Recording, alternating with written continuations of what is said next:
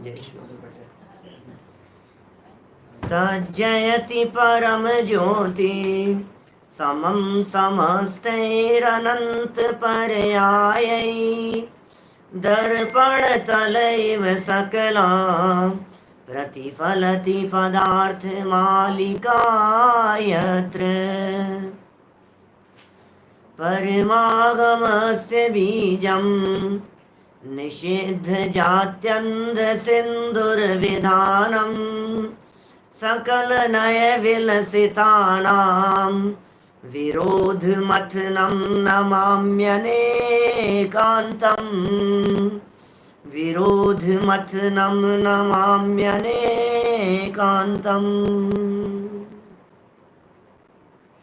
आचार्य अमृतचंद्र स्वामी द्वारा रचित यह पुरुषार्थ सिद्धि उपाय नामक ग्रंथ है। यहाँ श्रावक धर्म के व्याख्यान की चर्चा के अंतर्गत श्रावक धर्म का स्वरूप बतलाते हुए कल तक हम सम्यक दर्शन की चर्चा को पूर्ण कर चुके हैं। सम्यक दृष्टियों का जीवन, सम्यक दृष्टियों का व्यवहार, सम्यक दृष्टियों का बाह्य आचरण किस प्रकार का होता है, वे 8 अंगों से सहित होते हैं। निशंकित आदि 8 अंगों की चर्चा हमने आपके बीच में अपेक्षित विस्तार से की। शंका मत करो, कांक्षा मत करो, घृणा मत करो, मूढ़ बन करके किसी बात को मत स्वीकार करो, गलतियों को ढको, कोई विचलित हो रहा हो तो उसे स्थिति प्रदान करो, वात्सल्य रखो और फिर देखो धर्म की प्रभावना कैसे नहीं होती है। सहज स्वयमेव ही धर्म की प्रभावना भी अपने आप ही हो जाएगी।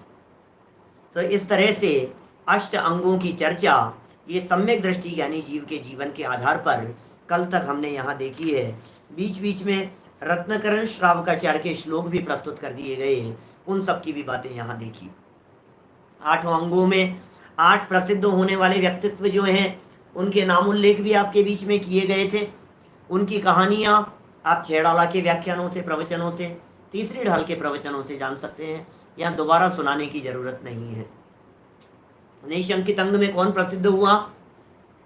अंजन चोर। निकांक्षित अंग में अनंतमती, निशंकित निकांक्षित। निर्विचिकित्सा अंग में राजा उद्दायन। फिर अमूढ़ दृष्टि अंग में रेवती रानी। फिर उपगूहन अंग में जिनेन्द्र भक्त सेठ उपगूहन। फिर स्थितिकरण में वारीशेण मुनिराज। फिर वात्सल्य में विष्णु कुमार मुनिराज और प्रभावना अंग में राजा वज्रकरण। तो इस तरह से ये 8 अंगों में प्रसिद्ध होने वाले 8 महानुभाव हैं। और कल अंतिम चरणों में यह कह दिया था कि भाई साहब सुनो, मुख्यता से चर्चा कर रहे हैं, बाकी तो 8 ही होते हैं सब में। सम्यक दृष्टि के जीवन में 8 अंग होते हैं। कभी कोई अंग मुख्य होता है, कभी कोई अंग मुख्य होता है। कभी किसी की चर्चा की जाती है, कभी किसी की चर्चा की जाती है। ख्याल में आ रही है बात? तो होते सब कम ज़्यादा मुख्य गौण रूप से ये 8 अंग होते हैं। और हम भी यदि सम्यक दर्शन की प्राप्ति करना चाहते हों तो हमारी भूमिका में भी, व्यवहारिक भूमिका में, इन 8 अंगों का होना, स्वीकार होना, पालन होना, ये आपके जीवन को निर्मल बनाएगा, ये आपके जीवन को पवित्र बनाएगा, ये आपके जीवन को एक दूसरे जगत के लोगों से अलग हटके बना देगा। ऐसा है इनका स्वरूप। आप देखिए, जिसमें वात्सल्य बहुत हो, सारी दुनिया कहती है अरे यार वात्सल्य देखना हो तो बड़ी मम्मी का देखो, वात्सल्य देखना हो तो आप बड़े दादा बड़ी मम्मी के वात्सल्य की क्या गजब वात्सल्य मूर्ति, सहजता दिवस में गजब। ऐसा लगता है सबसे प्रेम, सबके प्रति वात्सल्य का भाव। आपके हृदय में यदि प्रभावना की भावनाएं हैं, आपके हृदय में यदि उपगूहन नाम का गुण है, देखो आपने जिस व्यक्ति के दोष बतलाए आपने उसको अपना दुश्मन बना लिया, समझ लो आप। जिस व्यक्ति की आप कमियां बतलाने लगे उस व्यक्ति को आपने दुश्मन बना लिया। आपने जिस भी व्यक्ति के बारे में ये कह दिया भाई साहब पता है क्या आप में ये कमी है, पता है क्या आप में ये गलती है, पता है क्या आप में ये दोष है, तो तुरंत क्या होगा? दुश्मन बन जाएगा वो आपका। कौन सुनता है? अपनी कमियां सुनने वाला कौन है आज के ज़माने में? क्या आज के ज़माने में अपनी अपनी कमियां सुनने वाला जगत में कोई नहीं है, कोई बर्दाश्त नहीं करता है अपनी कमियां।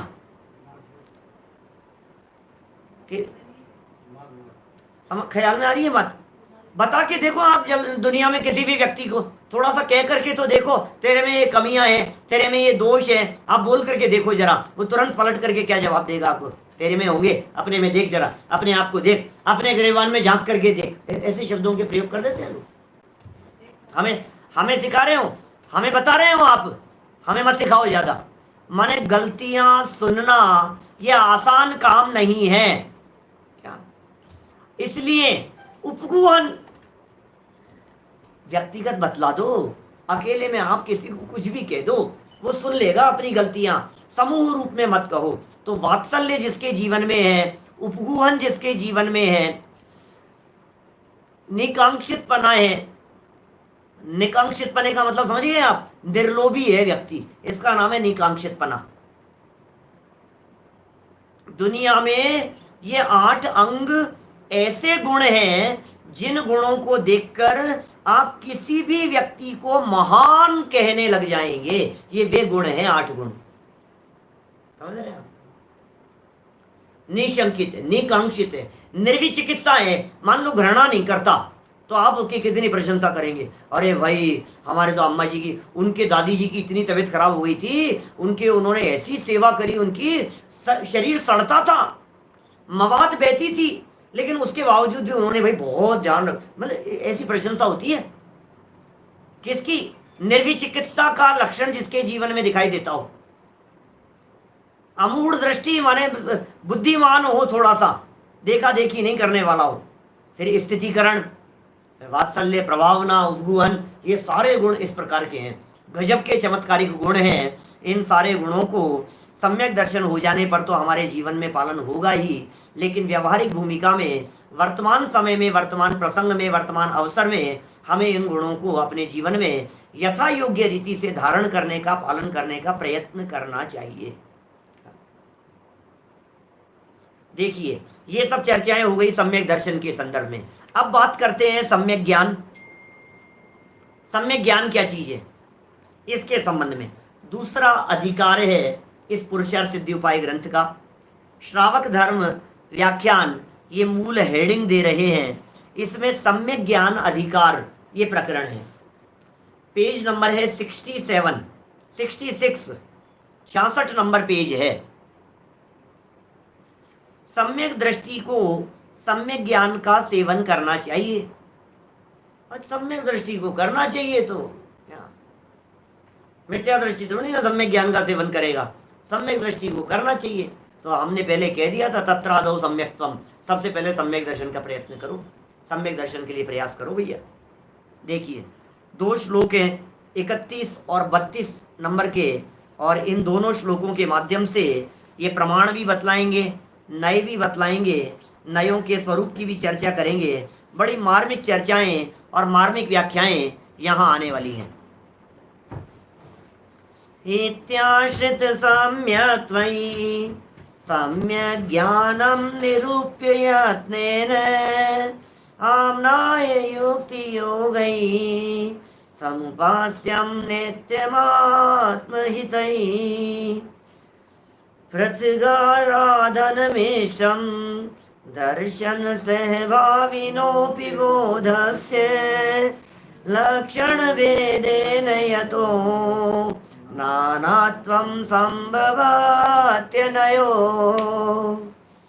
क्या कह रहे हैं? अन्वयार्थ।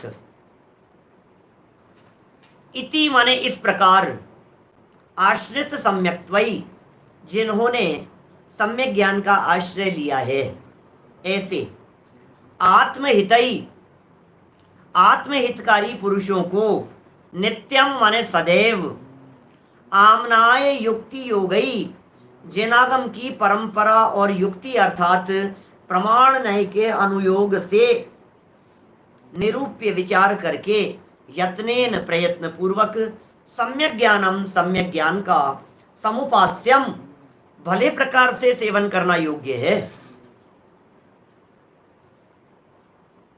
यहां तक पहला श्लोक हुआ है। अपन आधे का अर्थ पढ़ लेते हैं बीच में। थोड़ा ज्यादा लंबा लगता है ना ऐसा। इस प्रकार जिन्होंने सम्यक्त्व का आश्रय लिया है, ऐसे आत्महितकारी पुरुषों को सदैव जिनागम की परंपरा और युक्ति अर्थात प्रमाण नय के अनुयोग से विचार करके प्रयत्न पूर्वक सम्यक ज्ञान का भले प्रकार से सेवन करना चाहिए। कितनी बातें कह दी है भाई साहब। सम्यक ज्ञान का सेवन करना चाहिए, भले प्रकार सेवन करना चाहिए, प्रयत्न पूर्वक करना चाहिए, विचार करके सेवन करना। कितनी बातें कह रहे हैं। विचार करो, प्रयत्न पूर्वक करो और प्रमाण और नए अनुयोगों के द्वारा विचार करके करो, भले प्रकार से सेवन करो इस सम्यक ज्ञान का। लेकिन कब? सम्यक दर्शन के बाद। माने ये बात स्पष्ट हो गई, जब तक सम्यक दर्शन नहीं होता तब तक सम्यक ज्ञान नहीं होता। सम्यक दर्शन नहीं होगा तब तक सम्यक ज्ञान नहीं होगा। ज्ञान का सम्यकपना श्रद्धा के ऊपर निर्भर करता है। जिसकी श्रद्धा मजबूत है उसका ज्ञान सम्यक है, जिसके पास में श्रद्धा ही नहीं है उसका ज्ञान भी सम्यक नहीं होता है। श्रद्धा होगी तो ज्ञान होगा। वो ज्ञान किस काम का? जिस ज्ञान में विश्वास ही नहीं हो। बोलो, भरोसा नहीं है, विश्वास नहीं, सब ज्ञान बहुत है, सब ज्ञान बहुत है। अरे क्या ज्ञान, ज्ञान क्या करेगा? क्या ज्ञान क्या करेगा? विश्वास नहीं है तो वो ज्ञान किसी काम का नहीं है। आपको यदि अपनी नॉलेज पर भरोसा नहीं है तो आपकी वो नॉलेज जीरो है। आपको अपने आप पे भरोसा है या नहीं? अपने ज्ञान पे भरोसा है या नहीं? मैं कह रहा हूं साहब कि ये जो है ना बिजली का स्विच, इस बिजली के स्विच में यदि वायर डालेंगे तो करंट नहीं आएगा। मेरे पास एक ऐसी चीज़ है कि पक्का क्या बात कर रहे हो आप? इस तरह की चीज़ है कि खुले छेदों में भी जो होते हैं ना प्लग जिसमें लगाते हैं अपन, तो यदि उसमें उंगली डाल दो तो करंट नहीं आएगा आपके पास में। किस तरह के आते हैं, सॉकेट वगैरह आते हैं इस तरह के कुछ, कि जो बेचने वाला व्यक्ति ये कह रहा है कि करो आप ऐसा। फिर हमने पूछा भाई साहब कैसे माने हम, आप लगा करके मतलब। नहीं नहीं नहीं, मैं नहीं लगा सकता, मैं तो कह रहा हूँ आपको, आप मानो मेरे कहने को कि भाई तेरे को जो ये नॉलेज है, नहीं मेरे को पता है कि तुझे भरोसा है क्या इस बात पर, तू बेचने के लिए आया है। फिर नहीं, मैं बिना भरोसे का तेरा ज्ञान बेकार है। मेरा कहने का मतलब ये, माने जो भी ज्ञान आपके पास में है वो भरोसे पूर्वक होना चाहिए। इसलिए श्रद्धा पूर्वक ज्ञान की वैल्यू है।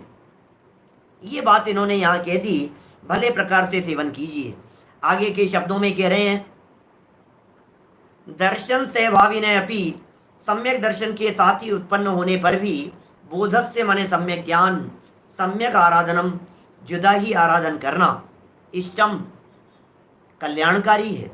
यतः कारण की अनयो, इन दोनों में अर्थात सम्यक दर्शन और सम्यक ज्ञान में लक्षण भेदेन, लक्षण के भेद से नानात्वम भिन्नता संभवती, संभव है।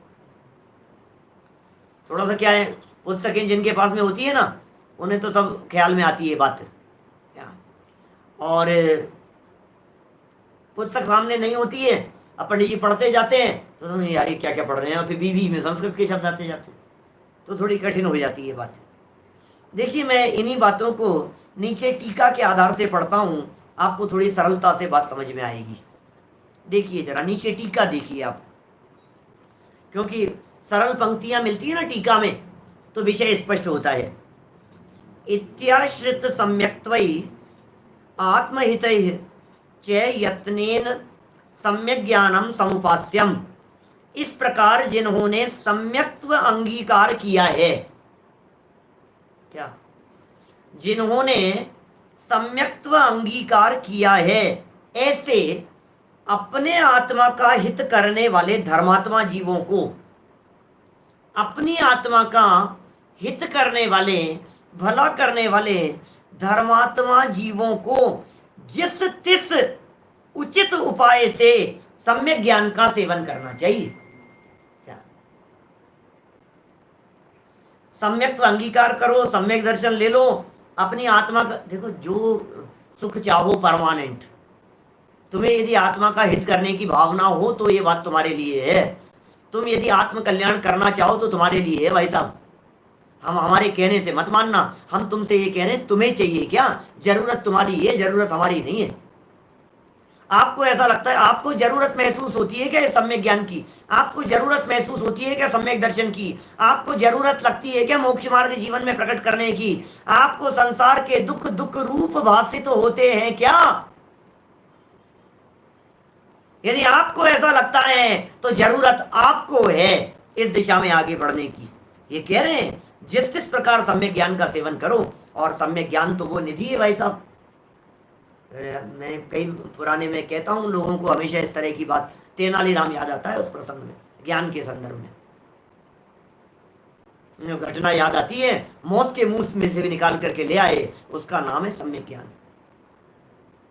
सम्यक ज्ञान जिसके पास में होता है उसे मौत नहीं आती, सम्यक ज्ञान जिसके पास में होता है उसे मरण नहीं होता, सम्यक ज्ञान जिसके पास में होता है उसके पास में समस्याएं नहीं होती, समस्याओं के समाधान हुआ करते हैं। कहानी नहीं सुना रहा हूं, कहानी नहीं सुना रहा, कहानियों में सुनिए बहुत सारी, सब खूब कहानियां कहानियां कहानियों में ऐसा लगता है समय निकल रहा है। माने ज्ञान कितना इंपॉर्टेंट है, आप जिस फील्ड में हो उस फील्ड में तत्संबंधी ज्ञान चाहिए। ज्ञान की कीमत है, ज्ञान होता है तो कौन बनेगा करोड़पति, कौन बनेगा, एक गरीब व्यक्ति भी करोड़पति बन जाता है। कौन, किस किस बेस पे, क्या, जो ज्ञान की कीमत करते हैं वे कीमती बन जाते हैं।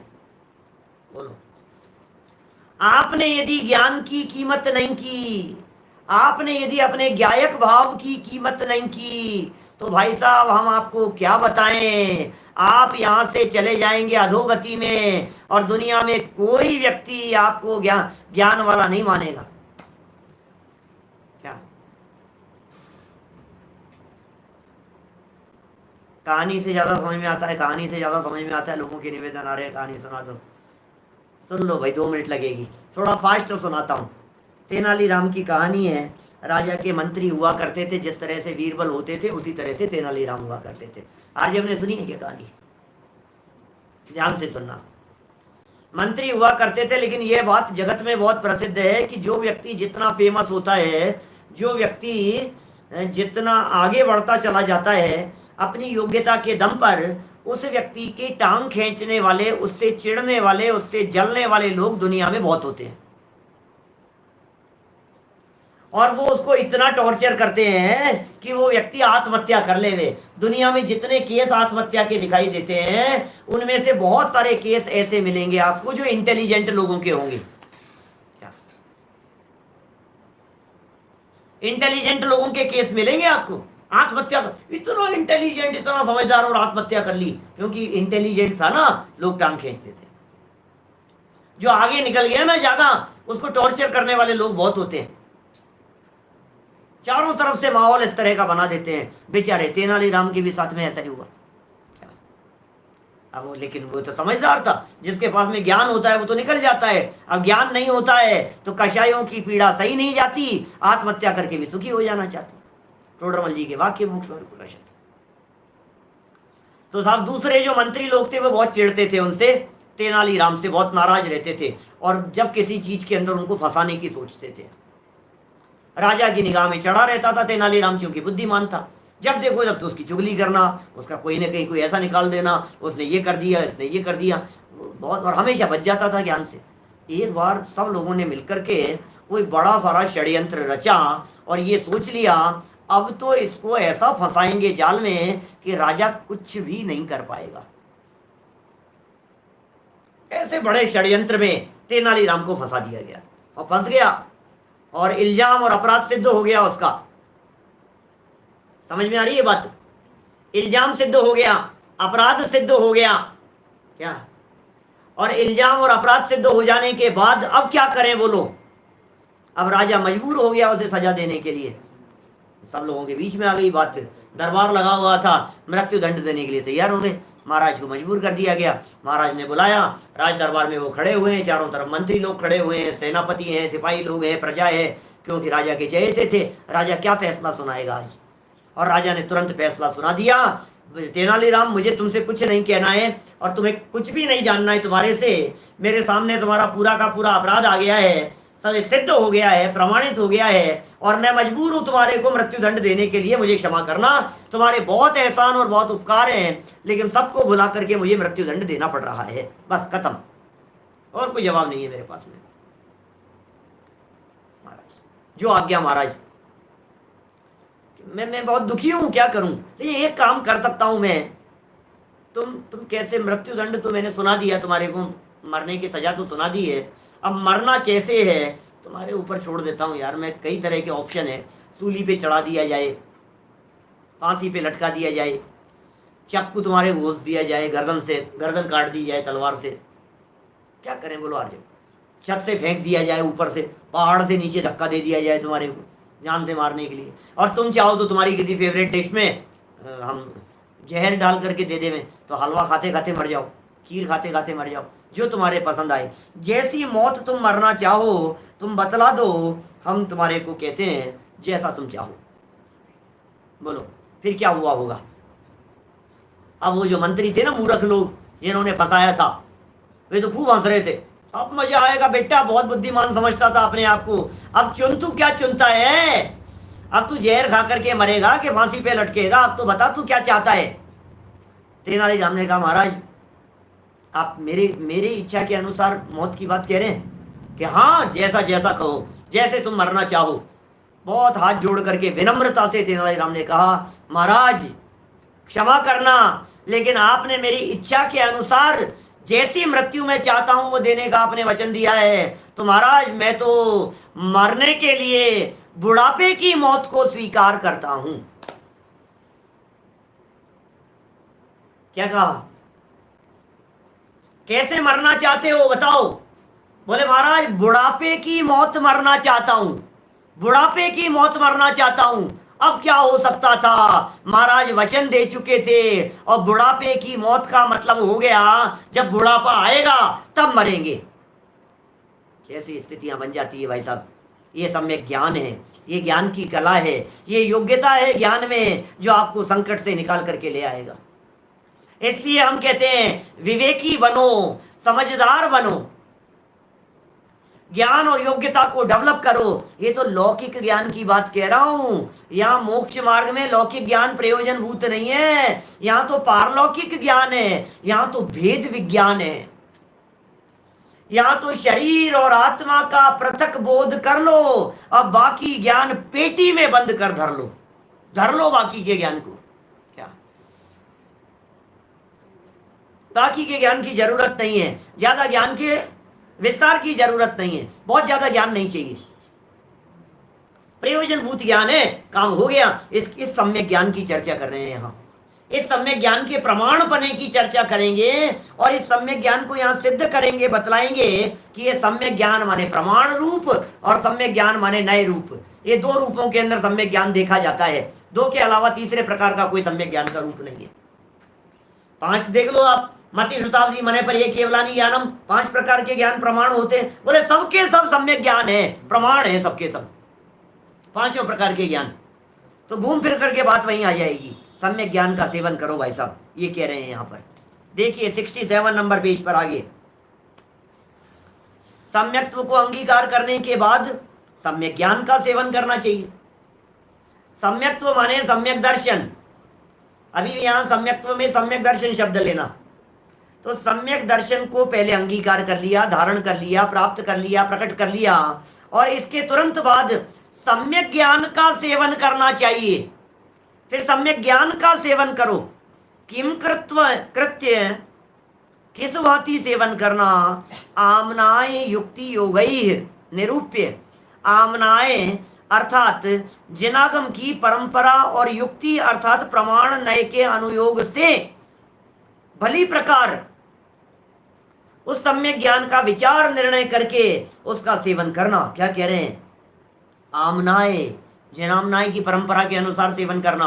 और ऐसा बहुत ज्ञान है साहब, बहुत ज्ञान है साहब, इनके पास बहुत ज्ञान है साहब, इन्होंने इन शास्त्रों को खूब पढ़ा है। जैन शास्त्र है क्या, वीतरागी शास्त्र है क्या, वीतरागता का पोषण करने वाले हैं क्या, और साहब नॉलेज बहुत है साहब इनको। तो किस बात की नॉलेज है भाई साहब, ये कंप्यूटर की नॉलेज है, इंजीनियर है भाई साहब, बड़े बड़े सॉफ्टवेयर बनाए हैं इन्होंने, आपको पता है, ये बिरला के लिए काम करते हैं, आपको ये पता है अंबानी जी के लिए सारे सॉफ्टवेयर ये बनाते हैं, बहुत बड़े सॉफ्टवेयर इंजीनियर हैं, बहुत ज्ञान है भाई साहब इनके, तो ज्ञान का चमत्कार गजब का है। सुन, अपने आप को जानते हैं क्या? ये नहीं, वो तो नहीं जानते। आत्मा के बारे में जानते हैं क्या? कि वो तो नहीं जानते। कि परमात्मा के बारे में जानते हैं क्या? कि वो भी नहीं जानते। तो फिर भाई सुन, ये जितना भी ज्ञान है ना तेरा, ये कचरे के ढेर में डाल दे ले जा करके। हमारे सुनने वाले इतने साथियों में से, हजारों लोगों में सब लोग इस तरह के होंगे, बहुत सारे लोगों में जो साइंटिस्ट होंगे, जो सीए होंगे, जो वकील होंगे, जो डॉक्टर होंगे, जो इंजीनियर होंगे, सब तरह के लोग हैं कि नहीं दुनिया में, जो सुनते हैं सब। लेकिन भाई साहब आपका ज्ञान किसी काम का नहीं है। अर्थ करी तो हो सकता है, आप यदि इंजीनियर हैं और आपको अपने फील्ड की बहुत नॉलेज है, तो आप अपनी उस नॉलेज से, अपने उस ज्ञान से 2-5 लाख, 25 लाख, 50 लाख रुपया महीना तक कमा लेंगे। क्या इतना कमा लिया साहब? 25 लाख रुपया महीना कमा रहे हैं, मंथली इनकम 25 लाख की। कितना ज्ञान है भाई साहब, क्या गजब भाई साहब, ज्ञान की कीमत है, ज्ञान की कीमत है। लेकिन तुम्हारे इस ज्ञान को लेकर के नरक में जाएंगे तो क्या करेंगे? निगुद में चले जाएंगे। यहां से अभी जीवन पूरा हुआ तुम्हारा, और चलो तिर्यंच गति के अंदर धक्के खाते रहो, रखड़ते रहो गाय भैंस ढोर जैसे इधर उधर। नरक में चला जाएगा, चींटी बन जाएगा, मक्खी मच्छर कीड़े मकोड़ों की तरह जिंदगी बिताएगा। तेरा वो ज्ञान किसी काम नहीं आएगा। ज्ञान उसे कहते हैं, सम्यक ज्ञान ही ज्ञान है और शेष सभी अज्ञान। आत्मज्ञान ही ज्ञान है, शेष सभी अज्ञान, और विश्व शांति का मूल है वीतराग विज्ञान, भेद विज्ञान, आत्मज्ञान। दीपेश जी, आत्मज्ञान है या नहीं है? नॉलेज तो बहुत है भाई साहब, भाई साहब बहुत नॉलेज है इनको, लेकिन वो नॉलेज काम की नहीं होती है। जैसे पता है वो उदाहरण देते हैं ना अपन, नाव में सफर करने वाले आदमी का। सेठ जी कहीं परदेश से आए थे, फॉरेन से, नाव नदी पार करनी थी, एक नाविक बैठा हुआ था, बैठ गए साथ में। और फिर क्या हुआ, थोड़ी देर बाद में अपनी डींगे हाँकने लगे, अपने ज्ञान की, अपने उसकी योग्यता की, उससे पूछने लगे, ए भाई, ए नाव चलाने वाले भैया, कंप्यूटर चलाना आता है क्या? नहीं आता। ए क्या यार, पानी पानी के अंदर तेरी आधी जिंदगी पानी में निकल गई, कंप्यूटर चलाना नहीं आता तेरे को आज के जमाने में? कोई बात नहीं। थोड़ी देर बाद में पूछा, ये आता है क्या? कि बोले ये भी नहीं आता। बोले ये आता है क्या? बोले ये। तेरी तो जिंदगी आधी तो पानी में निकल गई। क्या है?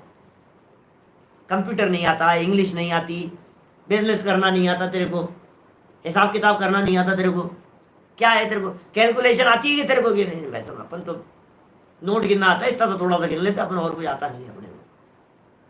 बात बात के अंदर उसको सुनाता रहे, ये नहीं आता, ये नहीं आता। और थोड़ी देर बाद में नाव चलते चलते अचानक एक तेज पानी की लहर आई, और पानी की लहर में आकर के वो एकदम नाव ऐसी डगमगाई, डूबने जैसी स्थिति हो गई।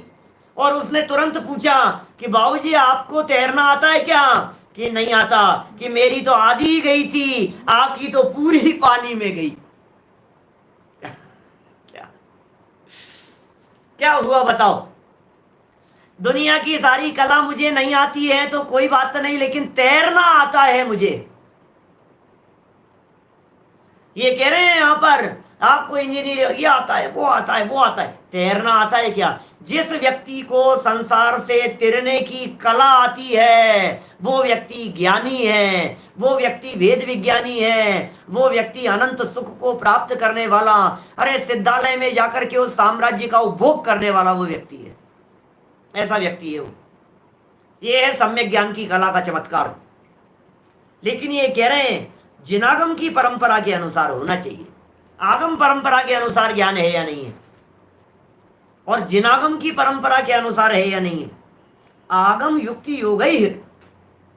आपको ज्ञान बहुत है लेकिन दूसरे दूसरे धर्मों का ज्ञान है, आपको ज्ञान बहुत है लेकिन दूसरी किताबों का ज्ञान है, आपको ज्ञान बहुत है लेकिन उपन्यास का ज्ञान है, आपको ज्ञान बहुत है लेकिन राजनीति का ज्ञान है, दुनियादारी का ज्ञान है, लौकिक ज्ञान है। बोले वो ज्ञान किसी भी काम का नहीं है। क्या? ये कह रहे हैं यहां पर, जिनागम की परंपरा और युक्ति अर्थात प्रमाण नय के अनुसार अनुयोग से भले प्रकार उस सम्यक ज्ञान का विचार करो। प्रमाण नए के अनुयोग से। अब मुझे मालूम है हमारे बहुत सारे साथी नए नए ऐसे होंगे जो ये कहेंगे भाई साहब ये प्रमाण क्या होता है, ये नए क्या होता है। हमने कही थी बीच में एक दिन आपको, शुरू में जब चर्चा चली थी कभी, तब हमने आपको ऐसी कही थी कि भाई ये जो प्रमाण और नए है ना, क्या ये प्रमाण और नए की चर्चा सम्यक ज्ञान में करेंगे विस्तार से। अब आपको यहाँ प्रमाण समझाएंगे, अब आपको वहाँ नए समझाएंगे। प्रमाण क्या होता है, नए क्या होता है। बात की प्रामाणिकता वो प्रमाण से होती है। क्या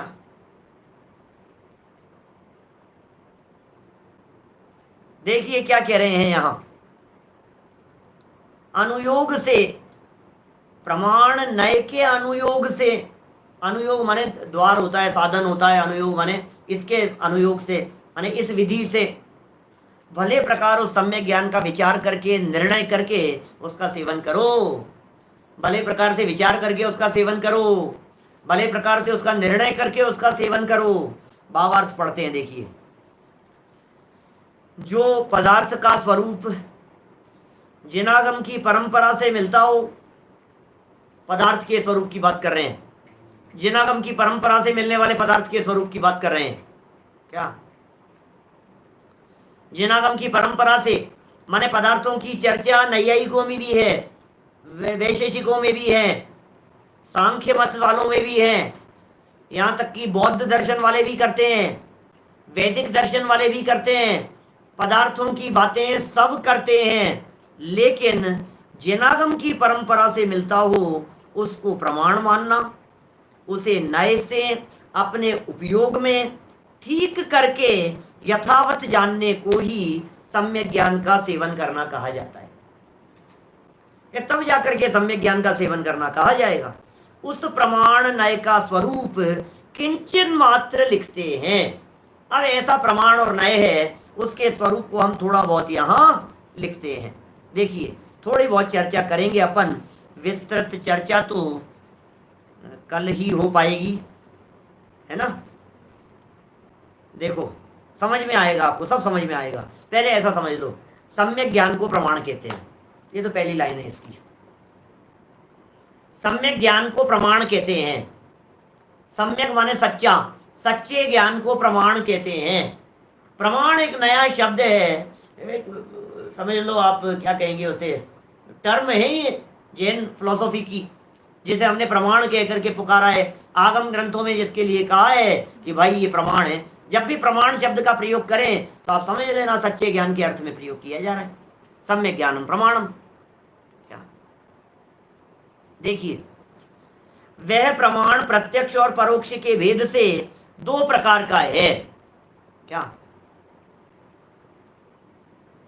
माने प्रत्यक्ष और परोक्ष के भेद से वो दो प्रकार का है। प्रत्यक्ष के भी दो भेद हैं। अब आप इसका चार्ट बनाइए तो आपको समझ में आएगा। समझ में आ रही बात। देखिए आपको इस पूरी चर्चा को याद करना है। प्रमाण और नए की जो चर्चा मैं यहाँ कह रहा हूँ, आप अपनी अपनी कॉपी में, अपनी डायरी में, अपनी नोटबुक में आप लिखिए ऊपर सबसे पहले प्रमाण, फिर प्रमाण के ऐसे एरो बना करके निकालिए दो भेद। क्या क्या नाम है उनके? प्रत्यक्ष और परोक्ष, ये दो भेद हो गए। बोले फिर जो प्रत्यक्ष हैं उस प्रत्यक्ष के भी दो भेद कीजिए। प्रत्यक्ष और परोक्ष। अब प्रत्यक्ष के दो भेद निकालिए ऐसे एरो बना करके। आपके पास में अभी कॉपी डायरी नहीं, फटाफट छोटा सा आप दिमाग में सेट करते जाइए एक आइडिया। एक पारमार्थिक प्रत्यक्ष और एक सामव्यवहारिक प्रत्यक्ष। क्या एक पारमार्थिक प्रत्यक्ष और एक सामव्यवहारिक प्रत्यक्ष, दो शब्द फिर हो गए नए। अभी सब समझ, देखो नए शब्द हैं भाई साहब, जिंदगी में पहली बार सुनोगे तो आपको कठिन लगेंगे। ये बिल्कुल स्वरूप है इसी तरह का। हमारी जो कर्णेंद्रिय है ना, जो ये कान है, इन कान का ऐसा स्वरूप है कि कोई भी नया शब्द पहली बार सुनते हैं तो वो हमारे ख्याल में नहीं आता। जब भी हम किसी नए शब्द को पहली बार सुनते हैं, वे हमारे कर्णेंद्रिय से पकड़ में प्रॉपर नहीं आता है क्या। फिर जब वो दो तीन बार बार बार में उस शब्द को सुनते हैं, ऐसी पढ़ने में है। जैसे संस्कृत का श्लोक है, आप इस संस्कृत के श्लोक को यदि आपको उसकी धुन नहीं आती है और पहली बार पढ़ रहे हैं, तो संभावना बहुत हद तक है कि आप उसको अशुद्ध पढ़ेंगे। भले ही आपको संस्कृत आती हो, संस्कृत के जानकार हो, उसके बावजूद भी आप शुद्ध नहीं पढ़ पाएंगे उसे। फिर उसको आप धीरे धीरे देखो, फिर एक बार बोलो, फिर दोबारा उसको बोलो, फिर दोबारा उस शब्द को देखो। अब वो शब्द आपकी जबान पर आ गया। तो जैसे जवान को शब्दों को बोलने की आदत होती है, उसी तरह से कानों को शब्दों को सुनने की आदत होती है। अब साम व्यवहारिक प्रत्यक्ष, अब शब्द ही इतना बड़ा हो गया, आपका तो दिमाग चकरा जाएगी, भाई साहब ये क्या पढ़ाएंगे पता नहीं। भाई साहब हम आपको जैन दर्शन सिखा रहे हैं, आप जैन दर्शन सीखने और जानने के लिए बैठे हैं, इसलिए माथे पर सल का तो सवाल ही नहीं है। माथे के सल उड़ जावे वो काम करता है जैन दर्शन, सल थोड़ी ना होते हैं माथे पर। धैर्य रख करके अपनी वोकेबलरी को बढ़ाते चले जाएं। प्रत्यक्ष और परोक्ष, प्रत्यक्ष कितने प्रकार के कहे बेटा? 2 प्रकार के। नंबर 1 पारमार्थिक प्रत्यक्ष और नंबर 2 साम व्यवहारिक प्रत्यक्ष, बराबर। अब पारमार्थिक प्रत्यक्ष भी 2 प्रकार के, फिर पारमार्थिक प्रत्यक्ष के नीचे 2 एरो बना दो। एक देश प्रत्यक्ष और एक सकल प्रत्यक्ष। पारमार्थिक के नीचे भी 2 कर दिए, एक देश प्रत्यक्ष और सकल प्रत्यक्ष। सुनो, अब एक देश प्रत्यक्ष के नीचे भी 2 निकाल दो, अवधि ज्ञान और मनय पर्यय ज्ञान, और सकल प्रत्यक्ष के नीचे केवल ज्ञान। भाई साहब पता नहीं किसके नीचे क्या क्या बता दिया भाई साहब आपने, तो यार बड़ी गड़बड़ हुई यार, हमारे सब दिमाग से निकल गया। कोई बात नहीं, दोबारा सुनना, रिपीट करना उस चीज को। ये तो रिकॉर्डिंग की फैसिलिटी यही है ना, रिपीट करो, वापस पीछे करके उसको दोबारा सुनना, नोट करना उसको। यहाँ भी लिखे हैं सब, किताब में देख करके लिखना, चार्ट बनाना, चार्ट बना करके अब उनका स्वरूप बतलाएंगे एक एक का, तो समझ में आएगी। अभी कौन सा रह गया? ये तो पारमार्थिक पूरे हो गए, अब दूसरा प्रत्यक्ष बचा है अभी, तो साम व्यवहारिक प्रत्यक्ष। तो साम व्यवहारिक प्रत्यक्ष क्या होता है? बोले इंद्रियों और मन वाला जो है वो साम व्यवहारिक प्रत्यक्ष है। फिर अभी तो परोक्ष बच गया है, परोक्ष समझाओ। बोले परोक्ष के 5 प्रकार हैं, स्मृति, प्रतिविज्ञान, तर्क, अनुमान और आगम, ये परोक्ष के 5 प्रकार हैं। अभी तो सिर्फ चार्ट बनाया है हमने। मैं यहां से पढ़ता हूं, धीरे धीरे पढ़ता हूं। शब्द रिपीटेशन रिपीटेशन रिपीटेशन, एक ही फॉर्मूला है, इसके अलावा दूसरा कोई फॉर्मूला नहीं है सीखने का। सुनो सुनो सुनो, बस रिपीट सुनो, रिपीट सुनो, रिपीट सुनो, वापस पढ़ो, वापस पढ़ो, वापस पढ़ो, इसके अलावा दूसरा कोई फॉर्मूला नहीं है। मेरे से अनेक लोग पूछते हैं कभी कभी कई विषयों के बारे में, हमारे बहुत सारे साथी भी सुन रहे होंगे, हमारे विद्यार्थी भी बहुत सारे सुन रहे होंगे। वे कहते हैं, ऐसा बोलते हैं साथी लोग, यार ये आप निकालते कहाँ से हो, कैसे, क्या क्या है आपके पास में ऐसी कला? वो कला बतला रहा हूं आपको आज यहाँ, वो रहस्य बतला रहा हूं आपको। वो रहस्य क्या है बेटा? वो रहस्य एकमात्र ही है, पढ़ो, बस, कोई ऑप्शन नहीं है इसका। जो व्यक्ति पढ़ेगा, किताब नहीं समझ में आता फिर पढ़ो, किताब नहीं समझ में आता फिर पढ़ो, कि नहीं समझ में आया फिर पढ़ो, ये इसके अलावा नो ऑप्शन, इसके अलावा दूसरा कोई ऑप्शन नहीं है, इसके अलावा दूसरी कोई विधि नहीं है। रिपीटेशन रिपीटेशन रिपीट, बस। अब क्या हुआ?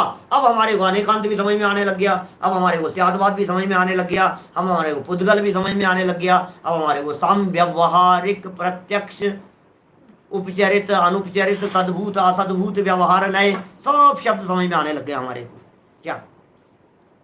नो सब्स्टिट्यूट ऑफ रीडिंग, बिल्कुल ऐसा ही है। देखिए यहां पढ़ते हैं, थोड़ा प्रकरण पढ़ेंगे, यहां प्रत्यक्ष तक की चर्चा को पढ़ लेते हैं अपन थोड़ा सा।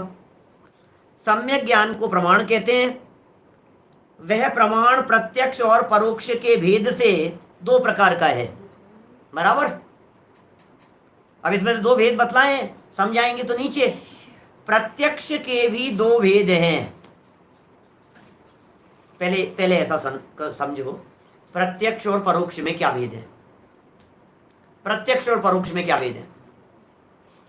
प्रत्यक्ष माने डायरेक्ट, और परोक्ष माने बीच में कोई मीडिएटर है। जब हम किसी भी बात को, किसी भी विषय को डायरेक्ट जान रहे हैं तो वो कहलाता है प्रत्यक्ष, और जब किसी के सहयोग से वाया जान रहे हैं तो वो कहलाता है परोक्ष। क्या क्या कह रहे हैं भाई साहब। प्रत्यक्ष माने क्या, डायरेक्ट जाने। अब डायरेक्ट जानने में दो प्रकार हो सकते हैं। एक तो हमने जाना डायरेक्ट आंखों से, क्या, एक तो हमने डायरेक्ट आंखों से जाना। अब दूसरा क्या है, आत्मा से डायरेक्ट जाना। जब आत्मा से डायरेक्ट जानते हैं आंख नाक कान के सहयोग के बिना, तो वो हो जाता है पारमार्थिक। प्रत्यक्ष की बात कर रहा हूं, प्रत्यक्ष। प्रत्यक्ष माने बिना किसी के सहयोग के। अब हम देखो चश्मे से देख रहे हैं तो परोक्ष हो गए, दूरबीन लगा करके देखें तो परोक्ष हो गया। आप उसके बारे में जानते हो क्या, कि मैं जानता तो नहीं हूं लेकिन इसके बारे में मैंने उनसे सुना था, तो आप परोक्ष जान रहे हैं, वाया। समझिए ना। अब परोक्ष नहीं, डायरेक्ट जान रहे हैं, बोले प्रत्यक्ष हो गया। तो यहां डायरेक्ट जानने की चर्चा चल रही है। अब डायरेक्ट जानना दो प्रकार का, एक आत्मा से डायरेक्ट जाना और एक इंद्रियों से डायरेक्ट जाना। अरे भाई साहब, मैंने अपने कान से सुना है, ये भी डायरेक्ट कहलाता है। मैंने अपनी आंखों से देखा है, ये भी डायरेक्ट कहलाता है। तो एक तो हो गया इंद्रियों से होने वाला प्रत्यक्ष, और दूसरा हो गया अंदर आत्मा से निकलने वाला डायरेक्ट प्रत्यक्ष। आंख बंद करके बैठे थे और इन्होंने बतला दिया, अच्छा रामलाल जी आए हैं श्यामलाल जी के साथ में, दरवाजे पर आकर के खड़े हो गए हैं। अरे तुमने कैसे जान लिया। ये कौन सा प्रत्यक्ष है। ये दो प्रत्यक्ष हो गए। आप नाम भले ही नहीं हुए लेकिन ये दो समझ में आ गए ना। एक आंख नाक कान से और एक डायरेक्ट अंदर से। जो डायरेक्ट अंदर से है, जो डायरेक्ट अंदर का ज्ञान है, वो है पारमार्थिक प्रत्यक्ष। परमार्थ, परमार्थ से बना है पारमार्थिक। डायरेक्ट अंदर से जो था वो पारमार्थिक प्रत्यक्ष था, और जो ये बाहर बाहर था, व्यवहार चलाने के लिए, काम चलाने के लिए, गवाही के लिए, सबूतों के लिए, भाई इसका चश्मदीद गवाह, आपने प्रत्यक्ष देखा है क्या। अब कोई कहेगा आंख के माध्यम से देखा है भाई साहब, पर प्रत्यक्ष कहलाएगा। आपको उसको सच कहना पड़ेगा, वो साम व्यावहारिक प्रत्यक्ष कहलाता है। तो इस तरह से हमने ये दोनों भेदों के संदर्भ में थोड़ी बहुत बात आपको कह दी है। अब पैराग्राफ पढ़ रहा हूं तो आपको बात समझ में आएगी। अब देखिए, शब्दों को कल तक याद करने की जवाबदारी आप लोगों की है, होमवर्क है ये। पिछले 32 दिन में मैंने आपको कोई भी होमवर्क नहीं दिया है, आज दे रहा हूं। वो भी इसलिए दे रहा हूं कि बहुत सारे नए शब्द आ गए हैं, और ये बहुत सारे नए शब्द आ गए हैं तो फिर कभी दोबारा आएंगे ना, तो फिर आप समझ नहीं पाओगे। तो चार्ट बनाओ और कौन सा किसका भेद है, इस बात को कल याद करके 8 बजे आओ रात को, इंडिया टाइम के हिसाब से। बाकी प्रदेश वालों के लिए अलग अलग अपना अपना टाइम। देखिए, प्रत्यक्ष के भी दो भेद हैं। जो ज्ञान केवल आत्मा के ही अधीन होकर, आत्मा के ही अधीन होकर, आत्मा से ही डायरेक्ट अपने विषय प्रमाण विशुद्धता से, विशुद्धता माने क्लियरिटी से जाने, उसे पारमार्थिक प्रत्यक्ष कहते हैं। विशदम प्रत्यक्षम, विशदम प्रत्यक्षम, ये प्रत्यक्ष के लिए विशद शब्द का, निर्मल, विशद माने निर्मल, क्लियर, स्पष्ट, वो पारमार्थिक प्रत्यक्ष कहते हैं। ये क्या हो गई बात। पारमार्थिक प्रत्यक्ष के लिए डायरेक्ट आत्मा से होने वाला ज्ञान हो गया। ग्रंथ के माध्यम से जाना आपने, ये परोक्ष ज्ञान है। लेकिन ग्रंथ को किससे देखा आपने, डायरेक्ट इंद्रियों से देखा, तो आप कहेंगे साम व्यावहारिक प्रत्यक्ष। अभी बहुत तरह की बातें हैं, कल थोड़ी सी और उसमें अपन कसरत कर लेंगे, एक्सरसाइज कर लेंगे, अपन थोड़ी सी मेहनत कर लेंगे इन विषयों के संदर्भ में। तो कह रहे हैं उसके भी दो भेद हैं पारमार्थिक प्रत्यक्ष के। बोले अवधि ज्ञान मने पर्याय ज्ञान तो एक देश प्रत्यक्ष है। अवधि ज्ञान, आंख बंद करके यहाँ बैठा है व्यक्ति, पता है सांगानेर में क्या हो रहा है, पता है जोधपुर में क्या हो रहा है, पता है मुंबई में क्या हो रहा है, पता है भोपाल में क्या हो रहा है, पता है बेंगलोर में कोलकाता में क्या हो रहा है, सब पता है उसको बैठे बैठे यहाँ। यह अवधि ज्ञान। और मने पर्याय ज्ञान डायरेक्ट मन से हो जाता है जो ज्ञान, किसी के मन की बातों को जान लेवे, ये मने पर्याय ज्ञान कहलाता है। ये तो है एक देश प्रत्यक्ष। और केवल ज्ञान सर्व प्रत्यक्ष है, केवल ज्ञान सर्व प्रत्यक्ष है। तथा जो नेत्र आदि इंद्रियों द्वारा, नेत्र से, कर्ण से, स्पर्शन से आदि इंद्रियों द्वारा वर्ण, रस, गंध, स्पर्श आदि को साक्षात ग्रहण करे अर्थात जाने, उसे सामव्यवहारिक प्रत्यक्ष कहते हैं। मैं समझता हूं नाम भी याद हो गए होंगे और विषय भी स्पष्ट हो गया होगा। एक हो गया पारमार्थिक प्रत्यक्ष, एक हो गया सामव्यवहारिक प्रत्यक्ष। पारमार्थिक प्रत्यक्ष अंदर से है, सामव्यवहारिक प्रत्यक्ष इंद्रियों के माध्यम से है। ठीक है, पारमार्थिक प्रत्यक्ष में अवधि मने पर्याय और केवल ज्ञान है, और सामव्यवहारिक प्रत्यक्ष में इंद्रियों के माध्यम से होने वाले ज्ञान है। ठीक है साहब, अब देखिए आगे क्या कह रहे हैं। परमार्थ से यह जानना परोक्ष ही है। क्या? परमार्थ से यह जानना परोक्ष ही है। कौन सा? सामव्यवहारिक प्रत्यक्ष। कारण की स्पष्ट जानपना नहीं है। इसका उदाहरण, जैसे आंख से किसी वस्तु को सफेद जाना, उसमें मलिनता का भी मिश्रण है, अब वो दिख नहीं रहा है हमारे। अमुक अंश सफेद है, श्वेत है, और अमुक मलिन है, ऐसा इसे स्पष्ट प्रतिभासित नहीं होता। सामव्यवहारिक प्रत्यक्ष की बात कर रहे हैं। कह तो दिया था कान से बराबर मैंने सुना है। अरे कान धोखा खा जाते हैं, आंखें खा जाती है धोखा, मन नहीं खाता। अंधे को क्या अंधेरे में रास्ता मिल नहीं जाता क्या? आंखें धोखा खा जाती है क्या? लेकिन अंधा व्यक्ति वो बराबर धोखा नहीं खाता है, बराबर व्यक्ति पहुंच जाता है। इसका मतलब कोई जरूरी नहीं है कि आप जो आंख से देख रहे हो सच्चा हो। आंख से देखा हुआ भी गलत हो सकता है, कान से सुना हुआ भी गलत हो सकता है। अस्पष्ट है ये। देखिए, अमुक अंश श्वेत और अमुक अंश मलिन है, ऐसा इसे स्पष्ट प्रतिभासित नहीं होता, अतः यह व्यवहार मात्र प्रत्यक्ष है। परंतु आचार्य इसे परोक्ष ही कहते हैं। अब क्या कह दिया, लाइन ध्यान रखना। सामव्यवहारिक प्रत्यक्ष को शास्त्रों में कहीं कहीं परोक्ष भी कह दिया जाता है। सामव्यवहारिक प्रत्यक्ष को आचार्य देव कहते हैं, यार क्लियरिटी नहीं है, परोक्ष के खाते में डाल दो। तो कोई तो प्रत्यक्ष कहता है और कोई उसे परोक्ष भी कह देता है। मति ज्ञान एवं श्रुति ज्ञान से जो जानना होता है वह सब परोक्ष कहलाता है। अब ये प्रत्यक्ष की थोड़ी बहुत चर्चा अपन पढ़ चुके हैं, कल परोक्ष की भी चर्चा पढ़ेंगे और प्रत्यक्ष की भी चर्चा पढ़ेंगे। प्रत्यक्ष और परोक्ष की मार्मिक विषय वस्तु और इनमें क्या मर्म छिपा हुआ है, इनकी गहराई से व्याख्या कल शाम को करेंगे, ठीक 8 बजे। अभी की बात को यहीं विराम देते हैं। जय श्री राम। निज निधि निज में बताई, यह अनंत उपकार है।